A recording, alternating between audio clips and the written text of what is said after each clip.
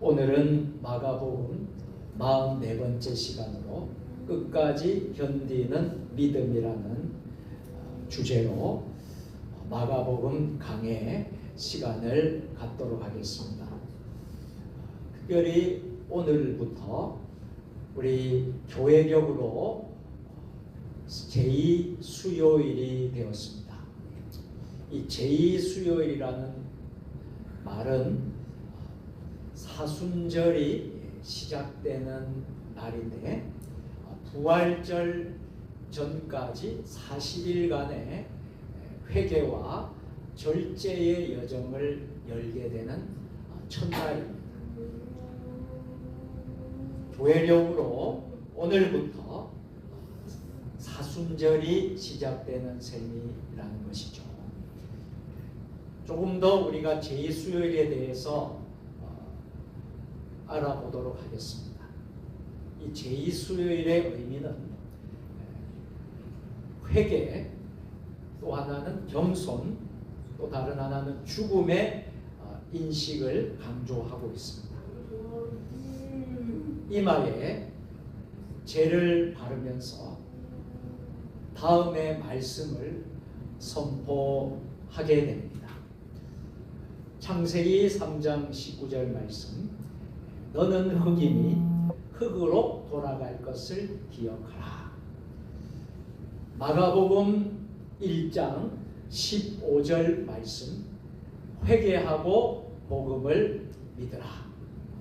이마에 죄를 바르면서 이와 같은 말씀을 묵상하였던 것입니다.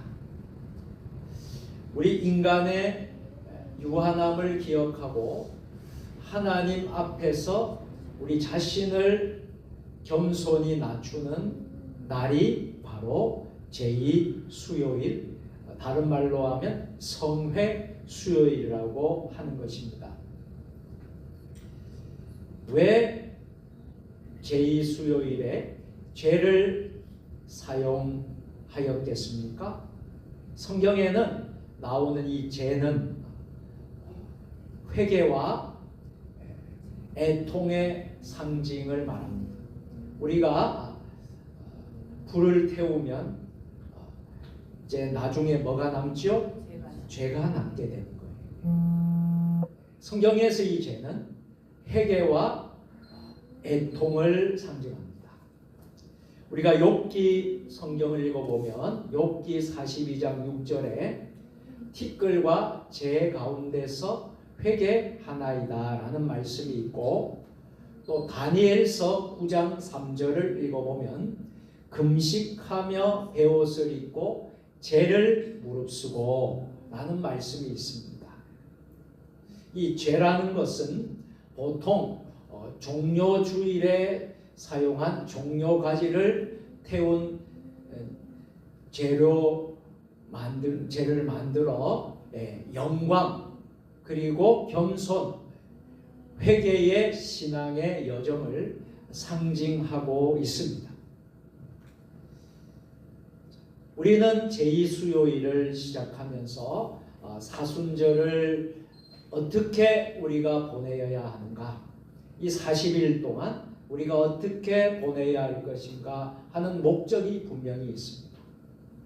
하나는 자기 자신을 돌아보면서 성찰하는 시간으로 보내는 것입니다. 또 하나는 철저히 우리의 죄악을, 우리의 잘못을 하나님 아버지께 십자가 앞에 철저히 회개하는 시간으로 보내야 되는 것입니다. 또 하나는 우리가 절제를 하면서 때로는 가정에 또 교회에 이 나라와 민족을 위해서 금식하면서 우리가 보내는 사순절이 되어야 하는 것입니다. 또 하나는 십자가를 묵상하는 일인데요, 우리가 십자가를 늘 묵상하면서 이 40일 동안 사순절을 보내야 한다는 것입니다. 이 초점은 형식이 아니라 마음의 방향입니다. 요엘서 2장 13절 말씀을 보면 너희는 옷을 찢지 말고 마음을 찢으라 라고 했습니다. 이 제2수요일을 통해서 우리가 사순절 40일 동안은 우리가 이러한 마음으로 이런 목적을 가지고 저와 여러분들이 우리 교회들이 사순절을 의미 있게 보낼 수 있게 되기를 주님의 이름으로 축원합니다. 제2수요일은 죽음을 기억하는 날이 아니라 다시 하나님께로 돌아오는 날입니다.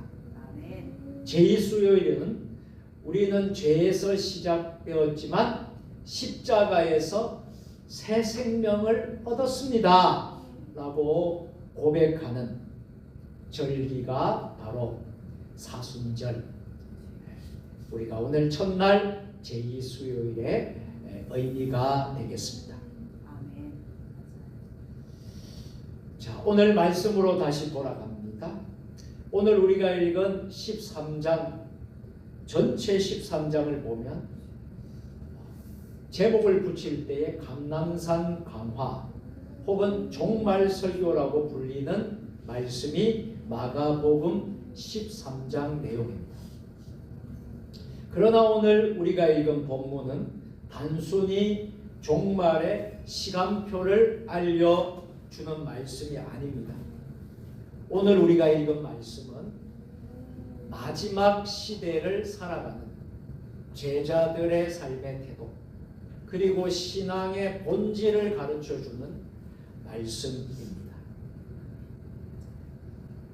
예수님 당시에 예수님께서는 제자들에게 무슨 일이 일어날지 보다는 먼저 너희가 어떤 사람이 되어야 하는가를 우리 주님은 말씀하고 계십니다. 첫 번째로 세상 한복판에 서게 될 제자들입니다. 오늘 9절 말씀을 우리 함께 읽도록 하겠습니다.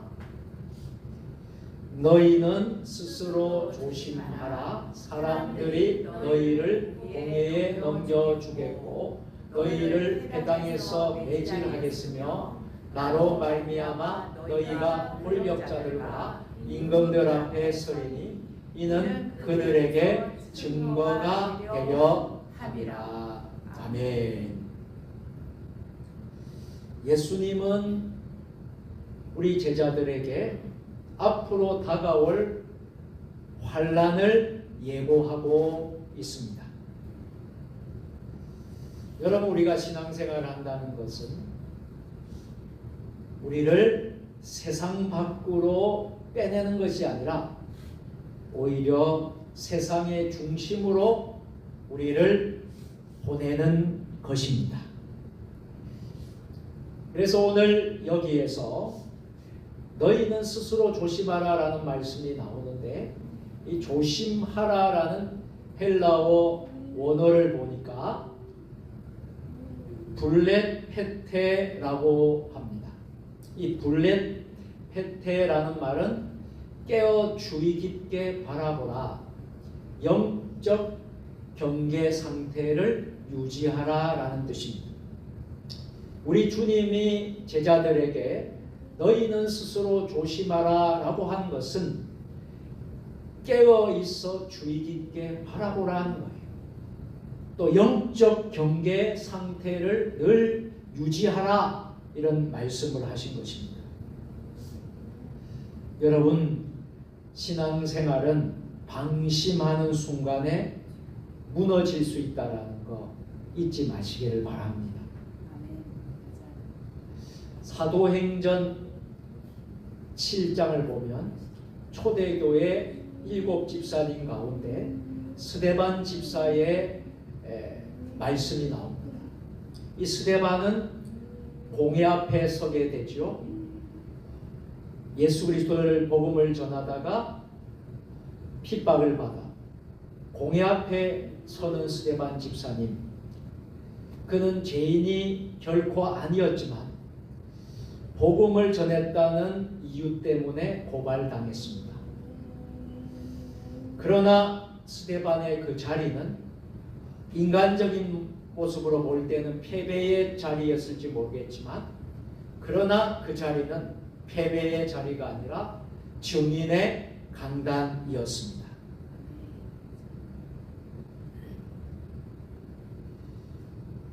오늘의 우리 교회들의 현실은 어떻습니까? 오늘 이 시대의 현대의 모습은 어떻습니까? 목회 데이터 연구소에서 조사를 했는데 한국 교인 중에 약 42%가 신앙 때문에 사회적 불이익을 당한 적이 있다, 신앙생활하는 것 때문에 불편을 경험한 적이 있다라고 응답했다고 합니다. 예수 믿는 것 때문에, 교회 다니는 것 때문에 사회적으로 불이익을 당하고 불편을 경험했다라고 응답했다는 것입니다.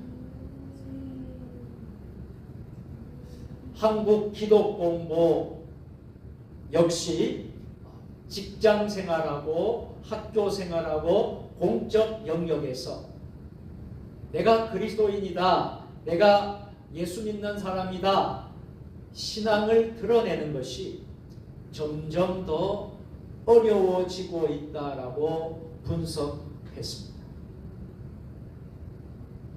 여러분, 지금 이 시대가 신앙생활을 잘 감당하기 어려운 시대라는 거예요. 그러나 여러분, 잊지 마십시오. 우리가 혹시 평안한 신앙의 시대를 살아가고 있습니까? 우리는 평안한 신앙의 시대가 아니라 우리는 증언하는 신앙의 시대를 살고 있음을 기억하시기를 바랍니다. 우리가 세상 가운데 가서 증언의 삶을 사는 거예요. 선교적인 삶을 사는 거예요. 세상의 빛과 소금의 삶을 사는 거예요. 이것을 여러분들 잊지 마시기를 주님의 이름으로 축원합니다. 두 번째로, 말하게 하시는 성령의 역사입니다. 오늘 본문 10절과 11절 말씀을 다 같이 읽도록 하겠습니다.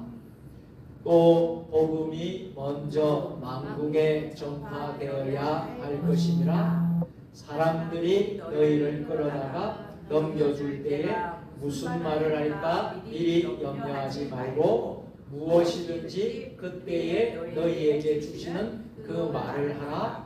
말하는 이는 너희가 아니요 성령이시니라. 아멘. 여러분, 우리 하나님의 복음은 멈출 수 없습니다. 한번 따라서 하겠습니다. 복음은 멈추지 않는다. 아멘. 여러분, 하나님의 복음은, 하나님의 복음의 역사는 멈추지 않는 것입니다. 아멘. 오늘 10절에서도 예수님은 분명히 말씀하십니다. 먼저 복음 만국에 전파되어야 할 것이니라. 또 복음이 먼저 만국에 전파되어야 할 것이니라. 여러분, 기억하십시오. 환난은 복음을 막는 장벽이 아니라 복음이 확장되는 통로인 줄 믿으시기를 바랍니다. 아멘. 교회의 역사가 이것을 증명해 줍니다. 초대교회의 역사가 이것을 증명해 주듯이 환난은 복음을 막는 장벽이 결코 아닙니다. 복음이 확장되는 통로입니다. 우리가 이 시대에 어려움을 겪고 있고 고난을 당한다 할지라도 복음은 멈추지 않습니다. 복음이 오히려 이 어려운 이 시대에 고난을 통해서, 환난을 통해서, 여러분의 핍박과 여러분의 곤란을 통하여서 그 복음이 더욱더 확장되는 역사가 일어나게 될 줄로 믿습니다. 네. 오늘 11절에 말하는 이는 너희요, 말하는 이는 너희가 아니요 성령이시라라고 말씀을 하고 있죠. 여기에 이제 말하게 하다, 말하는 이 말씀의 의미를 한번 찾아보도록 하겠습니다.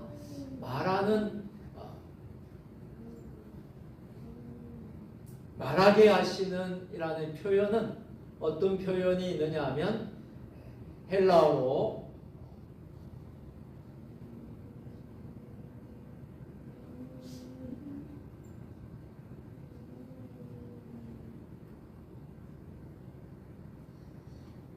말하게 하신다는 날레오라는 말입니다. 날레오라는 말인데 이 날레오라는 이 말씀은 무슨 뜻이 있느냐 하면 이런 뜻이 있어요.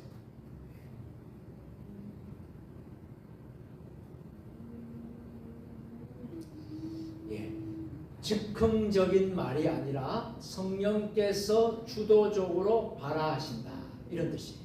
이 날레오라는 말하게 하신다라는 헬라어 원어는 즉흥적인 말이 아니라 성령께서 주도적으로 발화하신다라는 뜻입니다.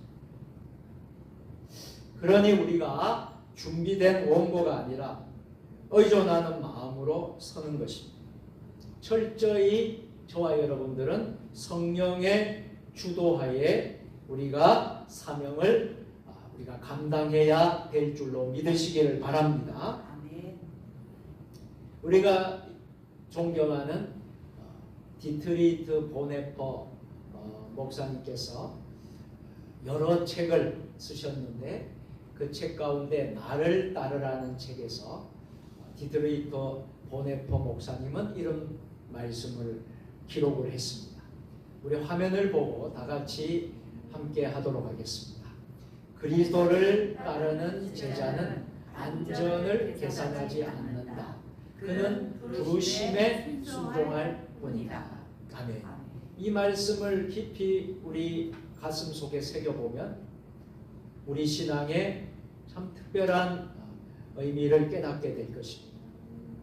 우리가 그리스도인이라면, 우리가 예수 믿는 하나님의 제자라면 우리는 어떻게 살아야 할 것인가라는 것을 보여주고 있죠. 그리스도를 따르는 사람은 안전을 결코 계산하지 않는다.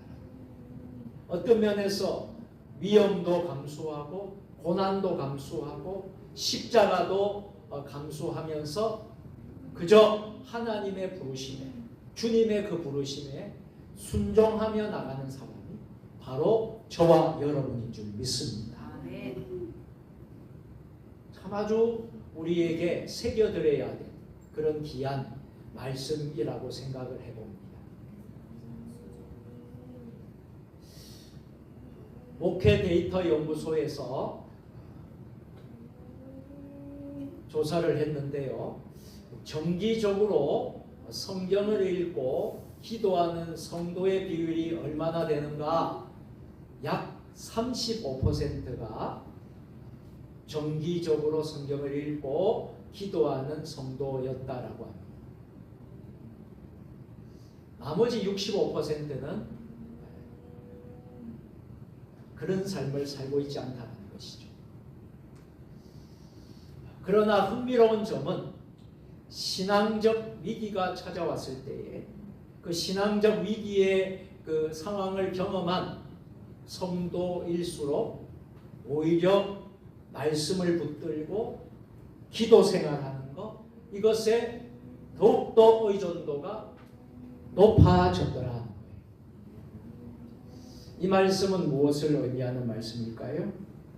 고난이 결코 나쁜 것만은 아니다라는 거예요. 고난 당하는 것이 결코 실패만은 아니라는 거예요.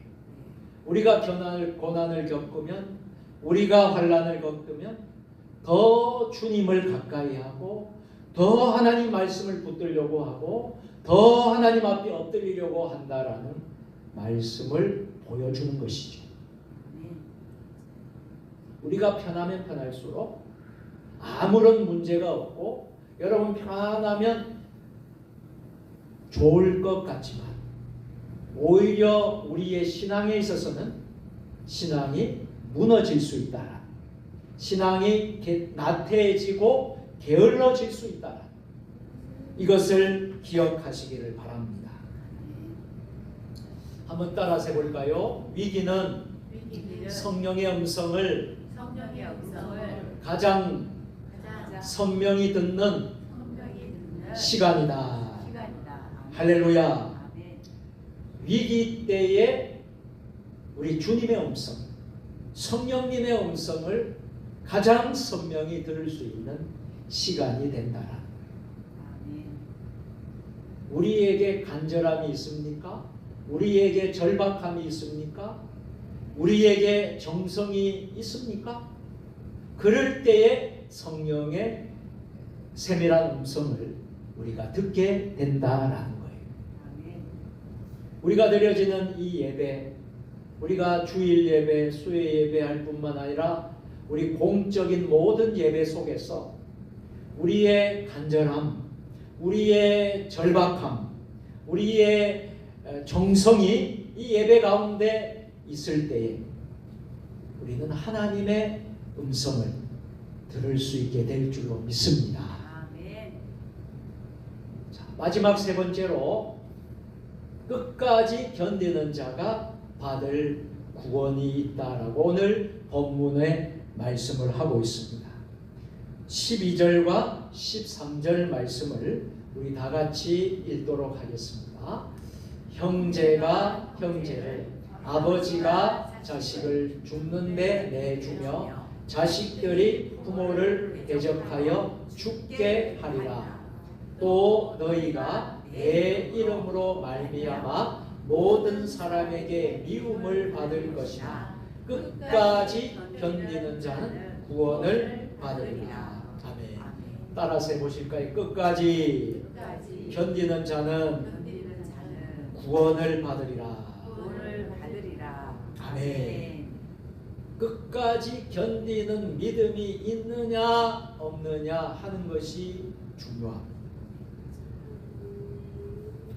예수님 시대에도 끝까지 견디는 자가 있었습니다만 끝까지 견디지 않아서 신앙을 버리고 배교하는 사람들도 상당수가 있었다라는 것입니다. 예수님은 아주 충격적인 말씀을 해 주십니다. 형제가 형제를, 아버지가 자식을 죽는데 내주며 라고 말씀을 합니다. 이 말씀의 의미는 단지 미래의 이야기가 아니라 신앙의 가치가 해체된 시대의 모습을 단적으로 보여주고 있습니다. 끝까지 견디는 자는 구원을 받으리라. 여러분, 견딘다라는 단어가 아주 중요한 단어입니다. 헬라어로 히포메노라는 말입니다. 한번 따라서 해보겠습니다. 히포메노.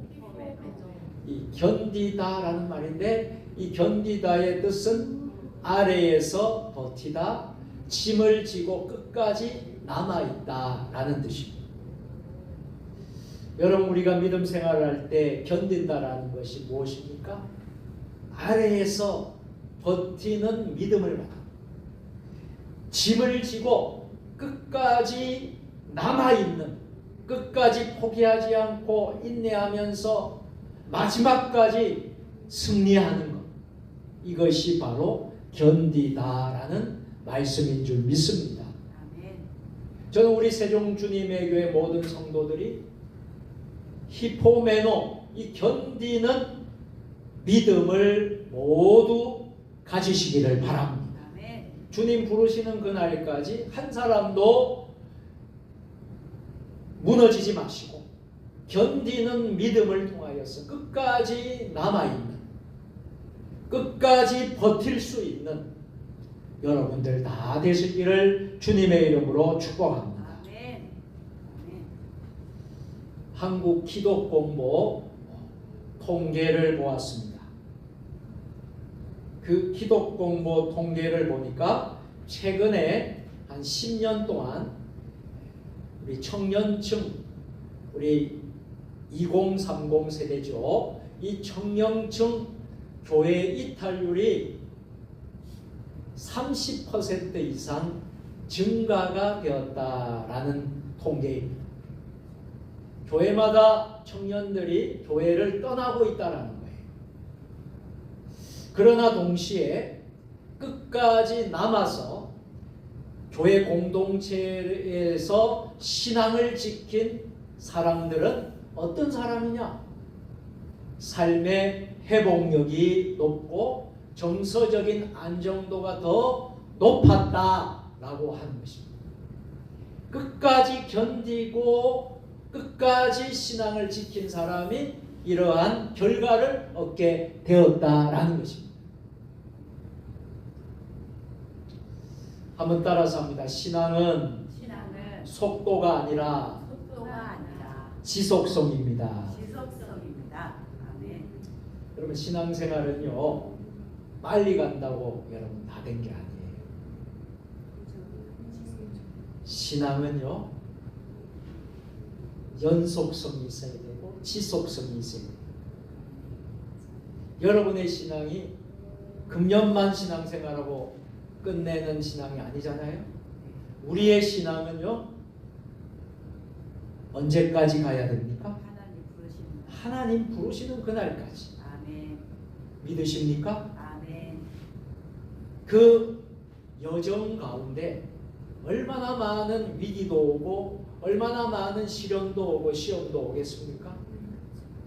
그렇다고 우리가 주저앉고 넘어지면 우리는 결코 승리할 수가 없는 거예요. 이 신앙생활이라는 것은 지속성입니다. 끝까지 믿음을 저버리지 않고 끝까지 견디는 믿음을 가진 것입니다. 아멘. 이 신앙을 여러분 때에 맞춰서 해야 되겠습니까? 우리의 후손들에게 우리의 후대에게 이 신앙을 승계해주고 계승해주고 물려주어야 되는 줄 믿습니다. 지속성이에요. 현재 빨리 간다고 잘하는 게 아니에요. 여러분 우리는 늘 십자가 바라보고 끝까지 우리에게 무슨 일이 닥치더라도 세상에 어떠한 고통을 우리가 겪더라도 우리의 신앙은 멈출 수가 없습니다. 아멘. 무너질 수가 없습니다. 아멘. 끝까지 사명 감당하시기를 바랍니다. 아멘. 이제 말씀을 마치도록 하겠습니다. 예수님께서 오늘 저와 여러분에게 묻고 계십니다. 여러분은 편안함을 선택하겠습니까? 아니면 끝까지 믿음을 지키면서 고난 속에서도 견디면서 끝까지 남겠습니까?